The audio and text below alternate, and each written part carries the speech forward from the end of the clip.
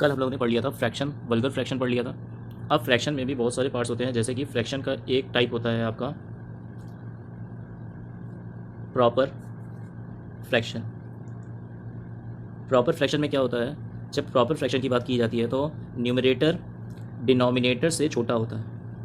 जैसे मैंने यहाँ पे लिखा 2/5, ये क्या है, प्रॉपर फ्रैक्शन है। इसी तरीके से मान लीजिए इम्प्रॉपर फ्रैक्शन की बात अगर करी जाए, यानी सेकंड जो टाइप होता है वो होता है इम्प्रॉपर फ्रैक्शन। इम्प्रॉपर फ्रैक्शन में न्यूमरेटर जो होता है वो डिनोमिनेटर से बड़ा होता है, यानी अब ये वैल्यू ऐसे लिखी जाएगी 5/2। तो आपके पास फ्रैक्शन दो तरीके के हो गए, प्रॉपर फ्रैक्शन और इम्प्रॉपर फ्रैक्शन। अगली बात जो है, अब फ्रैक्शन में एक और फ्रैक्शन आता है लाइक फ्रैक्शन, और दूसरा होता है अनलाइक फ्रैक्शन। लाइक फ्रैक्शन ऐसे फ्रैक्शन होते हैं जिनके डिनोमिनेटर सेम होते हैं, जैसे 1/2, 3/2, ये क्या है, लाइक फ्रैक्शन है। 5/2, ये क्या है, एक लाइक फ्रैक्शन है। अनलाइक फ्रैक्शन क्या होते हैं, 1/2, 1/3, 1/4, ये सब क्या है, अनलाइक फ्रैक्शन है। इसी में एक फ्रैक्शन आता है equivalent, equivalent fraction. Equivalent fraction क्या होता है, जैसे मान लीजिए 1/2 लिखा हुआ है, तो इसके इक्विवेलेंट फ्रैक्शन क्या हो जाएंगे, आपको ऊपर नीचे 1 का मल्टीप्लाई कर देना है तो आ जाएगा 1/2, 2 का मल्टीप्लाई कर देना है तो आ जाएगा 2/4, 3 का मल्टीप्लाई जब करोगे 1/2 में तो कितना आ जाएगा, ऊपर आएगा 3 और नीचे आएगा 6। जब 4 का मल्टीप्लाई करोगे तो आएगा 4 1 ज़ा 4, 4 2 ज़ा 8। इस तरीके से स्ट्रो ऑन तक चलता रहेगा। तो ये हो जाते हैं इक्विवेलेंट फ्रैक्शन। अब इसके बाद आपके पास एक आता है मिक्स्ड फ्रैक्शन, जो इम्प्रॉपर फ्रैक्शन है। इम्प्रॉपर फ्रैक्शन जहाँ पे न्यूमरेटर डिनोमिनेटर से बड़ा है, इसी को आप कन्वर्ट करते हो मिक्स्ड फ्रैक्शन में। और मिक्स्ड फ्रैक्शन बनता है whole number plus proper fraction से। ये कुछ बेसिक पॉइंट्स आपको याद रखने हैं। जैसे कि मान लीजिए आपसे कहा जाए 5/2, ये क्या है, एक इम्प्रॉपर फ्रैक्शन है, ये एक इम्प्रॉपर फ्रैक्शन है, और इसको आपको मिक्स्ड फ्रैक्शन बनाना है तो आपको क्या करना पड़ेगा, 2 से 5 को डिवाइड करना पड़ेगा, 2 2 ज़ा 4, यहाँ पे आ गया 1। तो जो 2 है उसको आपने यहाँ पे लिखा, और जो रिमाइंडर 1 आया है उसको ऊपर लिखा और नीचे लिखा जिससे आपने डिवाइड किया है। तो 2:1/2 आपका मिक्स्ड फ्रैक्शन हो जाएगा, जबकि 5/2 क्या हो जाएगा, आपका इम्प्रॉपर फ्रैक्शन। अब इस 2:1/2 को मैं इस तरीके से लिख सकता हूँ 2 + 1/2। ये बात आप ध्यान रखना, आपके सिंप्लीफिकेशन के क्वेश्चन में बहुत ज़्यादा फायदे करेंगे। जैसे कि एक मैं एग्जांपल देता हूँ, आपके पास क्वेश्चन आ जाता है 35:1/2 + 45:1/4। तो आप क्या कर सकते हो, 35 + 1/2 + 45 + 1/4, तो यहाँ से कितना हो जाएगा, 35 + 45, एक बार आपने ऐड किया तो 80 आ गया, प्लस यहाँ से आपको मिलेगा हाफ और यहाँ से मिलेगा 0.25, यानी 0.75 आपका क्या हो जाएगा, राइट आंसर। 0.75 का मतलब क्या है, यहाँ पे देखो, 0.75 का मतलब हो गया 80 + 0.75, और इस पॉइंट को हटाओगे तो नीचे आएगा 100, यानी 75%। 75% की वैल्यू होती है 3/4, तो आपका वैल्यू कितना हो गया, 80:3/4। अब इतना मुझे आपको समझाने में लगा है। अब एक बात बताओ, यहाँ पे अगर इस तरीके से दिया होता, जब आपको ये पूरा पैटर्न समझ में आ गया है तो आप डायरेक्ट करते 35 + 45 करते 80 लिखते हैं, और 1/2 और 1/4 को ऐड करते तो आ जाता 3/4, तो आपका एक लाइन में आंसर आ जाता। जब आपने इस बेसिक को समझ लिया तो इसको करने में आपको अब समय नहीं लगेगा, ये आपका ईजी हो जाएगा। अच्छा, अब आते हैं यूनिट फ्रैक्शन पे। यूनिट फ्रैक्शन क्या होता है, ऐसा फ्रैक्शन जिसका न्यूमरेटर वैल्यू कितना हो, 1। डिनोमिनेटर कुछ भी हो सकता है, न्यूमरेटर वैल्यू बस 1 होनी चाहिए, जैसे 1/2, 1/3, 1/4, 1/5। न्यूमरेटर सभी जगह पे 1 है, डिनोमिनेटर कुछ भी हो, लेकिन न्यूमरेटर क्या होना चाहिए, 1। तो ये थे कुछ फ्रैक्शन के कुछ बेसिक टॉपिक्स।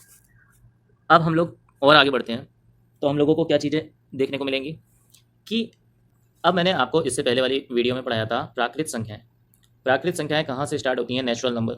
नेचुरल नंबर कहाँ से स्टार्ट होती हैं, तो आप कहोगे नेचुरल नंबर स्टार्ट होती हैं हमारी 1 से लेकर के इनफाइनाइट तक। तो 1 + 2 + 3 + 4 plus and so on, n number of terms है हमारे पास। ठीक है, बोला जाएगा आपसे क्वेश्चन में कि प्राकृत n प्राकृत संख्याओं का योग कितना होता है। तो योग को लिखने का तरीका होता है सिग्मा n। इसका योग कितना होता है n प्लस 1/2। अब n क्या है, नंबर ऑफ टर्म्स। n क्या है, नंबर ऑफ टर्म्स। जैसे मान लीजिए आपसे पूछा जाए शुरू की यानी प्रथम से 10 प्राकृत संख्याओं का योग कितना होगा। प्रथम से 10 प्राकृत संख्याओं का मतलब हो गया 1 plus 2 plus 3 plus 4 plus 5 plus 6 plus 7 plus 8 plus 9 plus 10। ये प्रथम से 10 प्राकृत संख्याएं हो जाएंगी, इनका योग। अब योग करने बैठोगे तो आपको बहुत समय लग जाएगा। आपने फॉर्मूला याद कर रखा हुआ है, आपने लगाया क्या, n प्लस 1/2। टर्म्स कितने हैं, 10 टर्म है तो 10 n प्लस 1 यानी 11/2 कितना आ जाएगा, 2 5 ज़ा 10, 11 5 ज़ा 55। तो आपका राइट आंसर कितना आ गया, 55। अब इसको ऐड करके देखोगे तो भी आपको क्या मिलने वाला है, 55। ठीक है। इसी तरीके से अगर आपसे कह दिया जाए कि प्राकृत संख्याओं के वर्गों का योग कितना होगा, यानी 1 का स्क्वायर प्लस 2 का स्क्वायर प्लस 3 का स्क्वायर प्लस, अगर हमारे पास n टर्म्स हैं, n का स्क्वायर, योग को कहा जाता है सिग्मा। सिग्मा n स्क्वायर की वैल्यू हो जाएगी n ब्रैकेट में n प्लस 1, दूसरे ब्रैकेट में 2n प्लस 1/2।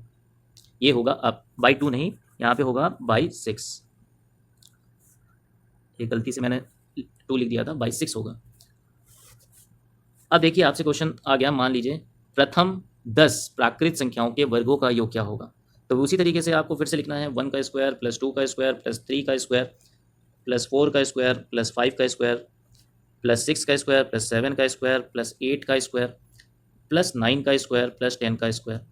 अब इसको स्क्वायर करोगे फिर आप जोड़ोगे तो बहुत समय लग जाएगा। आप बस इतना देखो कि n क्या है, नंबर ऑफ टर्म्स। कितने टर्म्स हैं, 10। तो 10 इंटू n प्लस 1 यानी 11, 2n यानी 20 और प्लस 1 यानी 21 अपॉन में 6।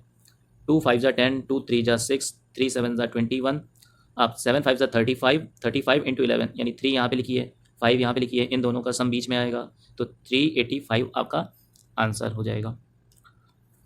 अब एक क्वेश्चन और आपसे पूछ सकता है, वो है n प्राकृत संख्याओं, n प्राकृत संख्याओं के घन का सम कितना होगा, यानी क्यूब का सम कितना होगा। यानी 1 का क्यूब प्लस 2 का क्यूब प्लस 3 का cube plus and so on n का क्यूब।